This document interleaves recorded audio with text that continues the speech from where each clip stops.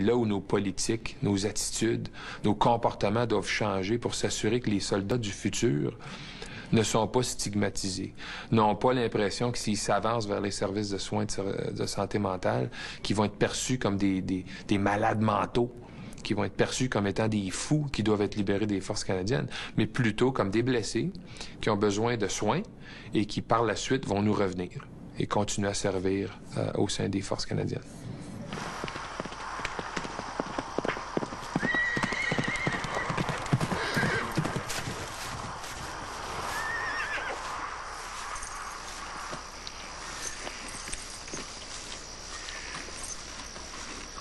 Avoir été libéré, je pense que ça a été la pire chose de ma vie. Tout le temps que j'ai été là, qu'on me faisait croire que tout ce qu'on faisait, il n'y a personne qui pourrait le faire. Tout ce qu'on aurait à endurer, personne ne le ferait, sauf nous autres. Puis là, ben, me retrouver à plus avoir ce statut un peu de surhomme, on pourrait dire, capable de faire n'importe quoi, d'endurer n'importe quelle situation. Ben, ça me donne l'impression que je suis plus rien.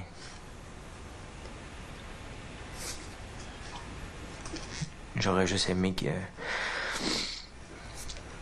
me disent que j'avais fait une bonne job puis qu'ils allaient prendre soin de moi.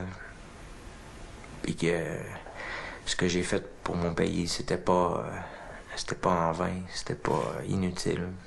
Puis que je suis pas un outil qu'on jette. Que je suis une personne. Qu'on est des gens qui ont mal.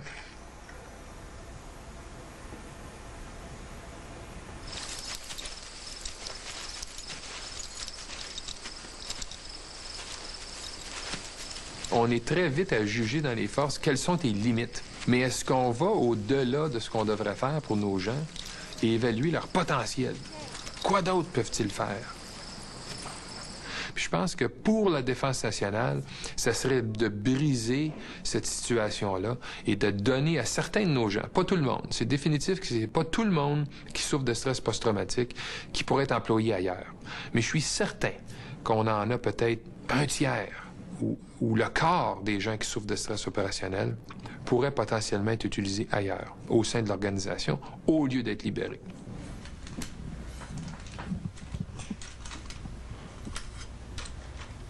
J'ai du mal à me retrouver, à dire moi je suis civil.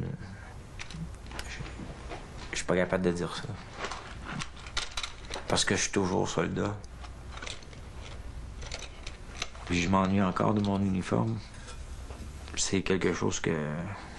Ça fait partie de moi, c'est pas seulement qu'un morceau de tissu, c'est un état d'être, une façon de vivre, une façon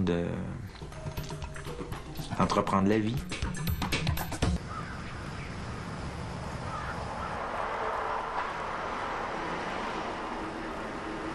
Aujourd'hui, même après tout ce temps-là que je suis plus dans les forces, en plus de vivre avec cette maladie-là qui me mange de l'intérieur, m'ont diagnostiqué finalement en 2001 du syndrome de la guerre du Golfe.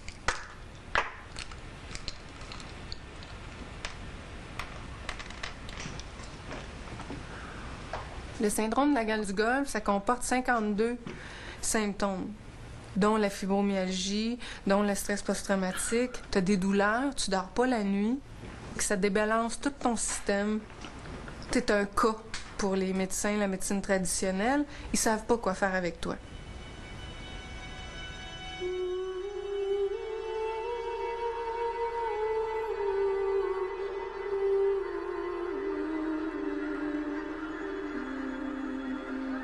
J'imagine pas le jour où je vais être bien. Je pense que aujourd'hui, j'essaie plus d'accepter que je serai jamais bien. Je vois plus la fin. Même si je reste ici, là, dans mon paradis ici, là, c'est ça ma fin. C'est de voir ce que je vois aujourd'hui alentour de moi. Ça, c'est ma fin. Mais c'est pas ma fin de la douleur, c'est pas ma fin de ce que je vis à tous les jours.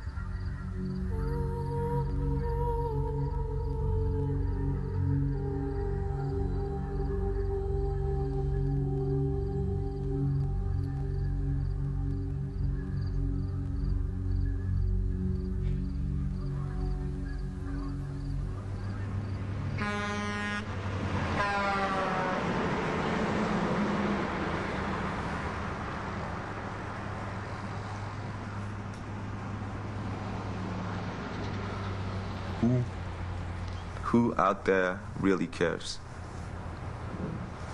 Who really cares?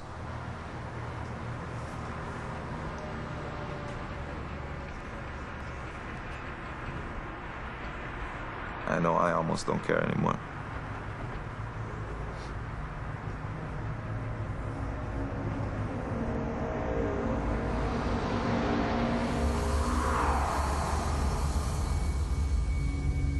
I tried to phantom my existence, thought that there was nobody listening. They pushed me to the side so I wouldn't get to live. I strive to survive these demons, vice with mana, addiction. Am I self-sufficient? Heads roam the streets hungry. The roads are bumpy. I'm looking for ways to innovate, find better ways. Brighter days, once loved to hate, but it seems that the topics never vary. Same old, beware of the old evil ego. It's all text but no soul. After a million heads blow, they ain't the same cat that you used to know. Am I the only one who couldn't feel the sun? What's happening to me? Have I become numb to the sound of gun? I'm turning like I don't dizzy. Lay back and get buzzed on the whiskey. Fucked up for so long that my head is starting to miss me. So I write songs.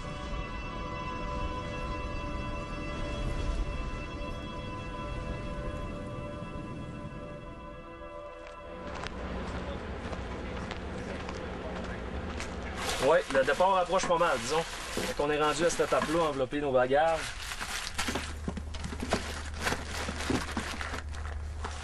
Je vois que tu as le livre de Roméo Dallaire. Est-ce que tu l'as lu? Oui, excellent livre. Je peux vous dire que c'est une histoire là, qui est quand même... C'est certain que je peux dire que c'est peut-être... personne n'est à l'abri de ça.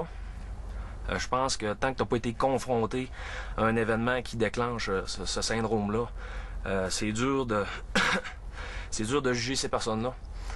Mais c'est de quoi je veux dire en tant que militaire qu'on n'est pas à l'abri de ça, parce qu'on sait jamais c'est quoi qui peut arriver.